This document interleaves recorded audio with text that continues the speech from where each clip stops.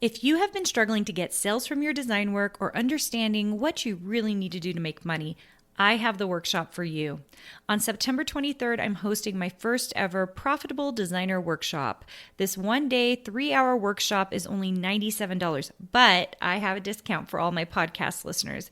Go to carinagardnercourses.com/profit and put in the code podcast for $50 off. I can't wait to see you more profitable. Welcome to the Make and Design Podcast. I'm your host, Carina Gardner. On this podcast, we're unraveling the everyday joys and dilemmas of design, making, and business.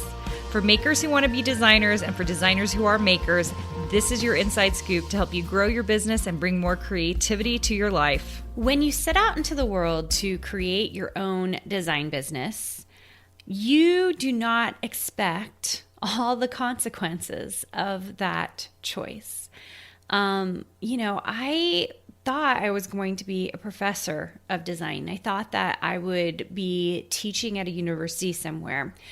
But when the time actually came after I taught for a little while at the University of Minnesota, when the time came, I knew I needed the flexibility. I wanted to stay home with my kids. That was just my choice. I wanted to be at home with them, but I still wanted to design or do something.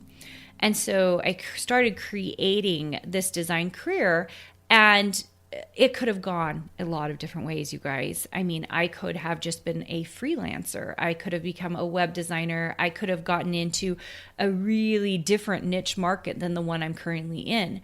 But it's like every decision along the way, and like it's crazy, it ends you up in this very specific place. For me, that was the craft industry. I ended up in the craft industry being a designer. It became a very natural place for me to be. I knew a lot of people in the industry by virtue of where I had previously lived. When I look back, it's just really funny to see that even my senior thesis project, marketing project, was for a large scrapbooking company at the time. And, I left, went away, went to Minnesota, and then came back to Utah. I'm not from Utah, but that's where I ended up to start a design career. And looking back, there has been some unintended consequences. So I think when you're starting a design career, there are a couple of things at play. One is that you want to be flexible, right? For me anyway, I had a 1-year-old and a 3-year-old at the time, or 4-year-old, 1-year-old and 4-year-old, they're 3 years apart. And I knew I wanted to be flexible. I wanted to be at home with them, but I also needed something. I knew for myself that I needed something, a creative outlet, okay? So I knew I needed flexibility. That's what I set out to really build. And then second to that, I knew I needed money. I had just finished graduate school. My husband had finished law school. We had so much student loan debt, almost to the point where it was like as much as our mortgage, so it was like we were paying 2 mortgages, and we were just out of school, still figuring it out. And so money was not an option. I had to make money. And I was willing to make money anyway someone told me how. I was going to do all the freelance work, and I did quite a bit of it. I took on projects, and I was also willing to figure out what was going on this whole internet thing with digital scrapbooking, which if you've been in a boot camp, that's where I got started. So I was like, I need flexibility, I need income. And I had spent all these years training a skill, to be a designer. And I was like, it makes 0 sense for me to do anything else. I should be a designer. That's the thing I'm trained to do. So that's what I'm going to do. Okay. So those are the things I set out to do. And I thought I could talk about the 3 unintended consequences of those actions. Now, there are tons of unintended consequences here, but I'm going to tell you the 3 that has been surprising to me that, even in the last year, as I have been looking at it, has been a big eye opener for me as I look at my business, as I look at what I've created. There's the saying, like all tides rise. So like you're trying to raise one thing up and like all the other things rise. That's kind of what it's been like for me. And so I thought I would share some of that insight with you. And just know, as you are building your design business, as you are building your creative business, that there are going to be unintended consequences, some good, some bad, but I hope mostly good. I hope that there's all these wonderful things that happen in your business that you didn't intend for them to happen, okay? So the first one on this list is residual income. No one could have told me that that was what I was creating. And it just so happened to be the field I'm in. And now I teach it because it has been such a powerful thing. The bottom line is, I know a lot of people call it passive income. I like residual better. It fits better with what I feel like we do as designers. But when I was freelancing, I kind of made this transition into digital products. And while I do have lots and lots of contracts with people, and I don't mind them, I actually love a good contract. At the same time, over the last 14 years, I've built all of these digital products that have turned into residual income for me. What does that mean? That means I can take a month off, I can take a week off, I can take 6 weeks off, I can take a year off, and there's still income coming in from those products. I didn't set out to build this thing, build my design business with that in mind. It's just something that happened, and oh man, have I appreciated, especially this last year as I have been teaching more. I haven't had as much time to design. I used to design 60 hours a week, right? Like, it's just like, that is my heart. That's what I would do all the time. But as I've been teaching and building my business and growing my team, I haven't had as much time to design. I still design, but not 60 hours a week, which I hope some of you get to do, because gosh darn it, it's amazing. It's so fun to design that much. So I really didn't expect that there was going to be this piece of the puzzle that would continue to pay me even when I didn't have a lot of time to put into it. So that was the number one really amazing unintended consequence that I didn't expect out of this business. The second thing is something I've talked about in the last 2 podcasts, which is I did not realize that I was modeling for my kids what they could do with their lives. In fact, if anything, I felt quite a bit of stress that I had this side business that wasn't even really a side business. It was like a full-time business, like to the point where like I was making so much more than my husband that I was like the breadwinner, right? And so there was all this stress involved, not sure if I was doing the right things. But what ended up happening was that because the tools were hanging out, like my girls could sew whenever they wanted to because there was an awful lot of fabric and there was always 1 or 2 sewing machines out, that they learned how to sew. Because there were always paper things hanging out, glue, scissors, all the things, they were cutting and making things, right? Even Felicity found my best scissors when I think she was 3, and snipped her finger because she was making me something for her birthday on her own, and we ended up in Instacare getting a stitch, right? Like, because the tools were available. So don't make them that available. Apparently I made them a little too available. But she knew she could come into whatever space I had and take those things and build for herself. So I really think that modeling for your kids, and I think there's a lot of good done in just encouraging our kids to do well. But I think there's a ton more power in doing what you love, living the life you have always wanted to live, chasing your big dreams, and letting your kids see it, and talking to them about it, and talking to them about money, you guys. I think it's an interesting thing in our society. We don't want to talk to our kids or other people about money. Because it's a little nerve-wracking now. You shouldn't be talking to everybody about it. But my Design Suite members know that we talk about money. Because when you talk about money, you get an idea of what you need to do to get to whatever level you're trying to get to. Same with my kids. We talk about money. And you will see and hear, and I think there are all sorts of stats, that families who spend time talking about money, who teach and educate their children about money, the further those kids can go. They know what to expect in life. I think it's a great resource. And so I think encouraging is great. I think living it is better.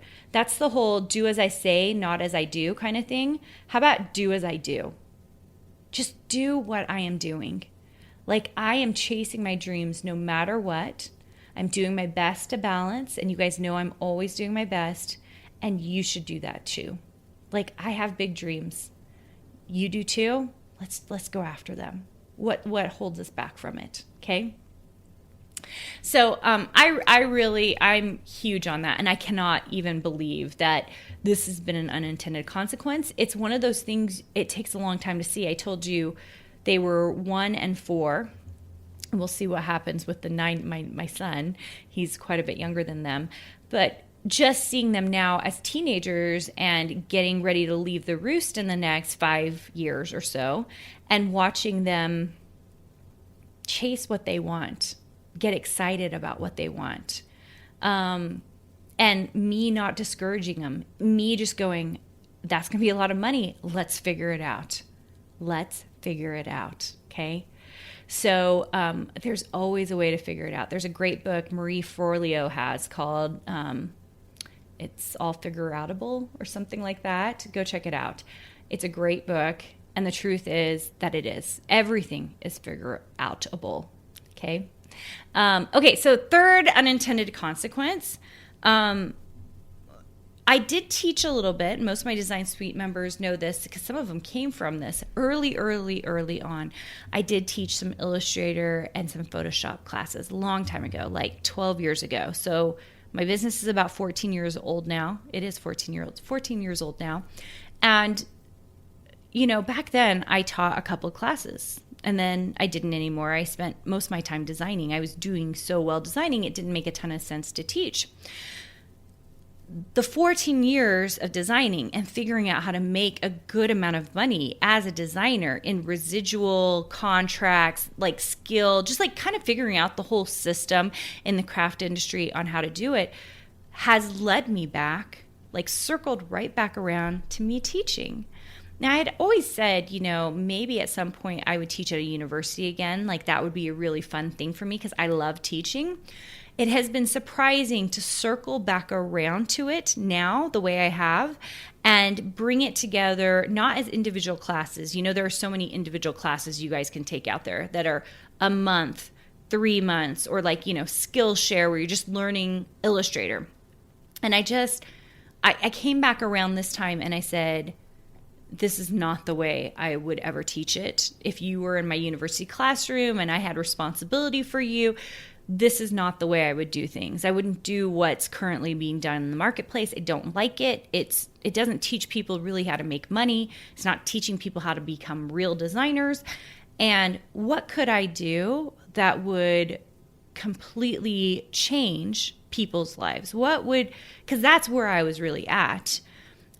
So the unintended consequence of me doing 14 years of building my own design business, making multiple 6 figures doing it, was that I now have the opportunity to come back to teaching in a totally different light. And the teaching became what you guys know now is the Design Suite program, which is a year-long program, which, I've been told is a little bit crazy. A whole year is crazy. Why not cut it down to 6 months? Why not cut it down to 3 months?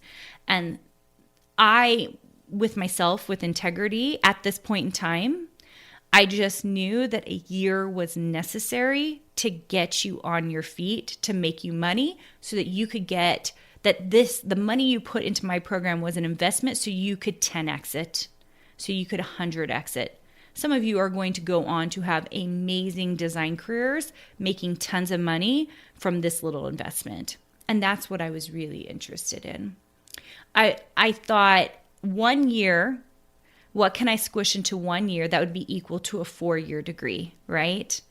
And it has been so amazing to come back around. And I was really quite worried that I would get into this and be teaching. I feel really responsible for people when they come into my program. And me, knowing me, be like, why am I not just designing? I make plenty of money designing. Why am I teaching again? And I knew that for myself to level up, that I needed to get other people to level up with me. I knew that was going to be part of the process. So that has been a really interesting unintended consequence that I really wasn't expecting. The other thing I didn't expect was just how much joy I would find in it. There's so much joy in it. And the emails I get from Design Suite members, what I see people creating and making their first time in Illustrator, and Erin just had brought in a couple of things like these cool butterflies that she had made and designed. I was just like, okay, here we go. It gets me so excited. There's so much room out there for so many designers, good designers, really good designers. And I just thought, if I could create them, if I could help people really, these creatives really become good designers, oh man, the internet would be a way prettier place. And I would like that. And I think you would like it too. So it's just been a really exciting thing. I am excited for you, wherever you are in your journey. Maybe you're listening to this because you're just a creative. Maybe you're listening to this because you're in my Design Suite program. Maybe you're listening to this because you want to become a designer. What I'm going to tell you is this. Look for those unintended consequences. Keep on the path you're meant to go on. But those unintended consequences, and there's going to be a lot of good ones. There might be a few bad ones too, but most of the time it's like a lot of good ones if you're on the right path. Look for them, acknowledge them, and just get excited for what you're creating and doing, because all the tides rise, you guys. All the tides rise. And I'm excited for you to really get going on your journey. All right. I hope you enjoyed this. I wonder if those 3 unintended consequences are the ones you thought I was going to say. If it is, and you're on YouTube, make sure and leave me a comment. If you want to check me out on Instagram, the Instagram feed has made a little bit of a change over the last couple of months to more design related versus quilting related, which has been very, very fun for me. That's at Carina Gardner, which is Carina. Gardner is Gardner, and I can't wait to see you there. Hey, did you know that you can visit me at makeanddesign.com to learn more about this podcast and join my VIP group for weekly freebies? I can't wait to see you there.